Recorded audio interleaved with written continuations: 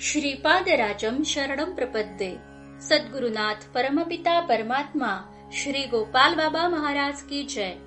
श्रीपाद श्री वल्लभ स्वामी लेखमाला लेखक क्रमांक 108, आधुनिक सायन्स आणि भारतीय शास्त्र। 5 जून 2024 रोजी अंतराळ स्थानकात गेलेल्या भारतीय वंशाच्या अमेरिकन अंतराळवीर सुनीता विल्यम्स आणि त्यांचे एक सहकारी त्यांना परत पृथ्वीवर घेऊन येणाऱ्या स्टार लायनर यानामध्ये 5 ठिकाणी हेलियम गळतीमुळे अद्याप परत फिरू शकल्या नाहीत, नाहीतर त्या 8 दिवसात म्हणजे 13 जूनला परतणार होत्या। जगात अंतराळ संशोधनात अमेरिका निर्विवादपणे बॉस आहे हे नक्कीच। आजपासून 684 वर्ष अगोदर म्हणजे 1340 साली श्रीपाद श्रीवल्लभ आपला गोकर्ण महाबळेश्वर येथील 3 वर्षांचे वास्तव्य आटोपून श्रीशैल्य येथे आले। येथे श्रीपाद स्वामी फक्त 4 महिने वास्तव्यास होते। शंकर भट्ट व धर्मगुप्त कुरोपुरातून पिठापूरकडे जात असताना त्रिपुरांतकेश्वर येथे भास्कर शास्त्रींकडे 3 दिवस थांबतात। त्यावेळी भास्कर शास्त्री श्रीपादांच्या श्रीशैल्य येथील 4 महिन्यांच्या वास्तव्याबद्दल सांगतात। बापनाचार्यांनी मागे या श्रीशैल्यातच एक महायज्ञ करून सूर्यमंडळातील तेज मल्लिकार्जुन लिंगात टाकले होते। या शक्तिपातामुळेच श्रीपाद श्रीवल्लभांचा अवतार झाला। श्रीशैलम मधून ते योग मार्गाने शरीरासह महाग्नी गोलक सदृश्य होऊन सूर्यमंडलात गेले। तिथून ध्रुव नक्षत्रात, तिथून सप्तर्षी मंडलात, तिथून आर्द्रा नक्षत्रात जाऊन 4 महिन्यांनी श्रीशैलमला परत आले। आर्द्रा नक्षत्रातून आलेल्या महर्षींच्या इच्छेनुसार त्यांनी दिव्य ज्ञानाने एक नवीनच योगाचा प्रबोध केला। श्रीशैलम मधील सिद्ध पुरुषांचाही यात समावेश होता। सिद्ध पुरुषांना बोध करून त्यांना त्यांनी आर्द्रा नक्षत्रात पाठविले। त्यांच्या कार्यक्रमाचे वर्णन करणे कठीणच आहे। ते अनेक कोटी ब्रह्मांडाचे एक प्रभू आहेत। काही काळानंतर ते कुरोपूर नावाच्या दिव्य स्थळी पोहोचले। श्रीपाद श्रीवल्लभ संपूर्ण चरितामृत ग्रंथ अध्याय 45। म्हणजे गोकर्णातून येथे आल्यावर श्रीपादांनी अवकाशात टेक ऑफ केले। कसे केले तर एका अग्नी गोलकासारखे। आज जी अवकाशयाने रॉकेट लॉन्चर टेक ऑफ करताना पृथ्वीच्या गुरुत्वाकर्षणातून बाहेर पडताना क्रायोजेनिक इंजिन वापरतात व काउंटडाऊन संपताच त्यातील इंधनाचा भडका उडून प्रचंड अग्नी निर्माण होऊन अवकाशयान गुरुत्वाकर्षणाच्या विरुद्ध दिशेने अवकाशाकडे झेपावते, त्यावेळी यानाच्या शेवटी अग्निगोलकच दिसतो। तसेच श्रीपादांचा हा अवकाश प्रवास फक्त एका टप्प्याचा नसून प्रथम ते सूर्यमंडळात गेले, तेथून ध्रुवावर गेले, नंतर सप्तर्षीवर गेले, तेथून ते आर्द्रा नक्षत्रात गेले व एवढेच नाही तर 4 महिन्यांची अवकाश मोहीम आटोपून परत श्रीशैलमला येताना आर्द्रा नक्षत्रातील महर्षी देखील श्रीपादांसोबत आले। येथे श्रीपादांनी क्रियायोगाच्या पुढचा योग या महर्षींना व श्रीशैल्यम येथील सिद्धांना दिला व त्या महर्षींना पुनश्च आर्द्रा नक्षत्रात पाठवले।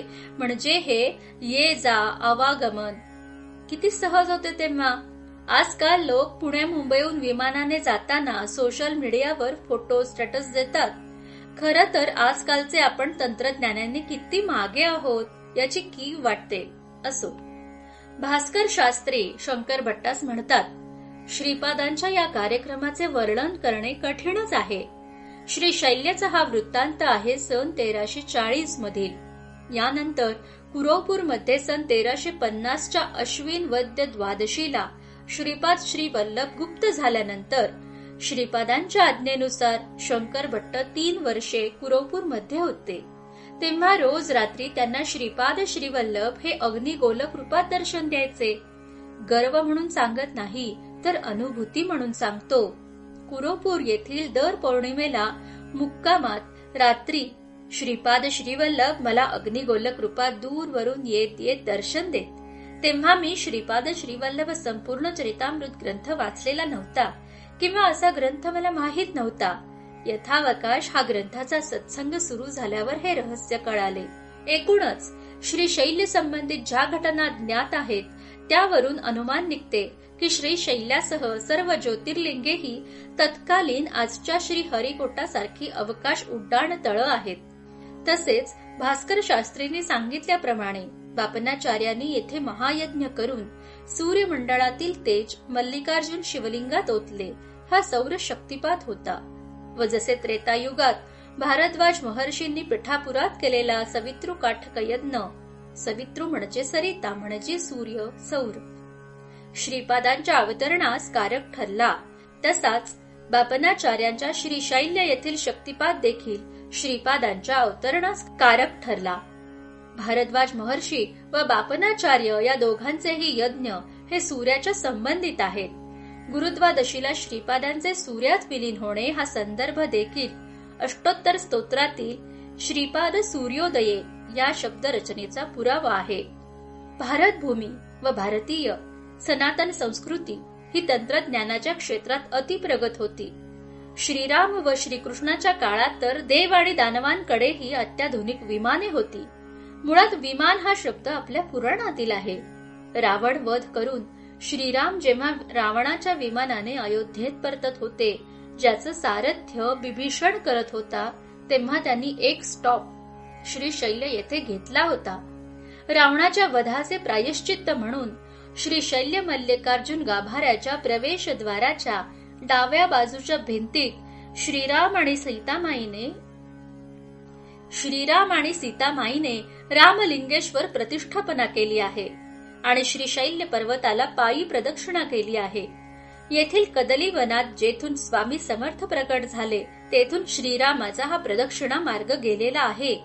तेथील रात्रीच्या मुक्कामात मी स्वतः हा अनुभव घेतला आहे. या अनुभवातून समजलं की हा श्रीरामाचा प्रदक्षिणा मार्ग आहे. पुराणे तर 7000 वर्षांपूर्वीचे आहेत, परंतु श्रीपाद श्रीवल्लभ हे तर आताच 684 वर्षांपूर्वीचेच आहेत. ज्ञानेश्वर महाराज श्रीपादांच्या आधीचे आहेत. श्रीपाद 10 वर्षे कुरवपुरात असताना बापनाचार्य, पलराज, नरसिंह वर्मा, व्यंकटपय्या श्रेष्ठी हे जोडीने पिठापुरातून कुरवपुरात तेजोमय विमानाने येत असल्याच्या नोंदी शंकर भट्टाने चरितामृतात केलेल्या आहेत. परकीय आक्रमणात आपली नालंदा, तक्षशिला विद्यापीठे जाळली गेली, ही आपली कधीही न भरून निघणारी हानी आहे.